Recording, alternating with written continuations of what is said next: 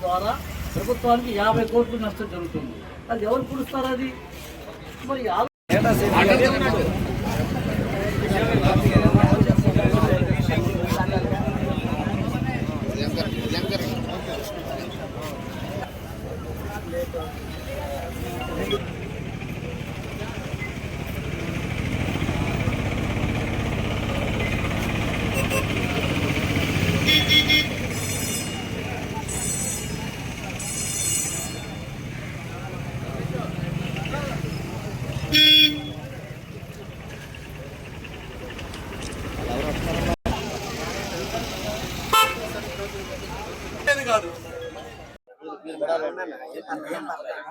ఈరోజు ఆంధ్రప్రదేశ్ రాష్ట్రం మీద లేదా ఆంధ్రప్రదేశ్ రాష్ట్ర ప్రజలపైన చంద్రబాబు గారికి ఎందుకంత పగో నాకు అర్థం కావట్లేదు. ఎందుకు అనిపిస్తుందంటే, జనరల్ గా నేను విజనరీ అని చెప్పుకునే ఆయన మామూలుగా మనలో ఎవరైనా సీనియర్ అనుకోండి, ఏ వ్యవస్థనైనా బాగు చేయాలంటే ఏం చేస్తారు? నడుస్తున్న వ్యవస్థలో ఏమైనా చిన్న చిన్న ఇబ్బందులు ఉన్నాయి, వాటిని సరిచేసి బాగు చేద్దామని చూస్తారు. ఈయనలో నాకు అర్థం కాని పద్ధతి ఏంటంటే, ఆ వ్యవస్థను పూర్తిగా నిర్వీర్యం చేసేసి ప్రైవేట్ వాడు ఎవడోడికి అమ్మేద్దామని చూస్తాడు. అదేంటో నాకు అర్థం కాదు. గవర్నమెంట్ మెడికల్ కాలేజీలు ప్రైవేట్ అంటాడు, ఫిషింగ్ హార్బర్లు ప్రైవేట్ అంటాడు, పోర్ట్లు ప్రైవేట్ అంటాడు, ఆర్టీసీని ప్రైవేట్ అంటాడు. ఈరోజు వీళ్ళని కూడా ఏం పాపం చేశారు చంద్రబాబు గారు? నిన్ను నమ్మి జగన్మోహన్ రెడ్డి గారి మీద నువ్వు ఎంత బురద చల్లితే నిజమేనేమో, చంద్రబాబు నాయుడు గారు చెప్పేది నిజమేనేమో అని నమ్మి జగన్మోహన్ రెడ్డి గారిని కూడా వద్దనుకుని నీకు ఇంత మద్దతు తెలిపినా వీళ్ళందరూ పొట్టగొడతాం నీకు ఎంతవరకు సమంజసం చంద్రబాబు గారు అని అడుగుతున్నాం. నాకు తెలిసి నేను అనుకునేది, నీ ప్లాన్ ఏంటంటే ఆల్రెడీ నీ కార్యకర్తలు మట్టిలో దోచుకుంటున్నారు, ఇల్లు కడితే దోచుకుంటున్నారు, అన్నీ దోచేసుకుంటున్నారు.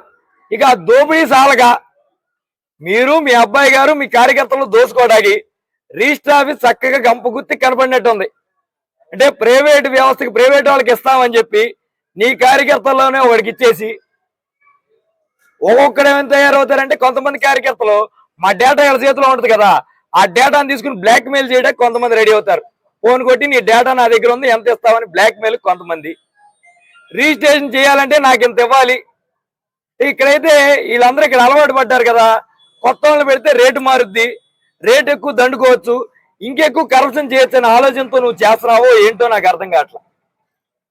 చెప్తున్నా చంద్రబాబు నాయుడు గారు, ఒకళ్ళ ఉసురు ఉట్టి పుణ్యానికి ఒకళ్ళు ఉసురు పెట్టుకుంటే నాకు తెలిసి ఆ ప్రభుత్వం ఎక్కువ కాలం సర్వైవ్ అవ్వదు.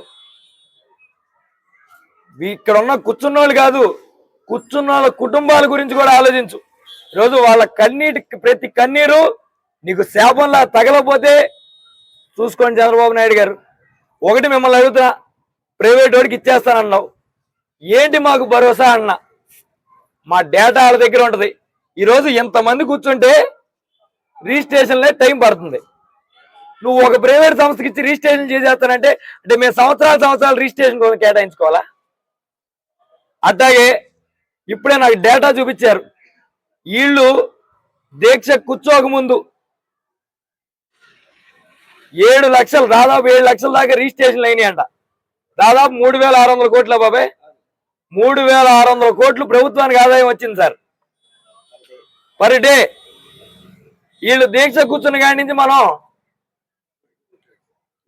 5 కోట్లు సార్.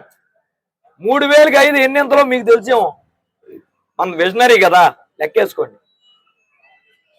ఎందుకు ఈ మాట మాట్లాడుతున్నా అంటే, కడుపు గాలి ఇల్లు కూర్చున్నా కూడా నష్టం మనకే సార్, ప్రభుత్వానికి. అంటే మన ఇంటికే నష్టం లేదు సార్, మనకి లోకేష్ బాబు గారికి ప్రైవేట్ కంపెనీ పర్సంటేజ్ ఇస్తుంది కదా, మన ఇంటికి నష్టం లేదు.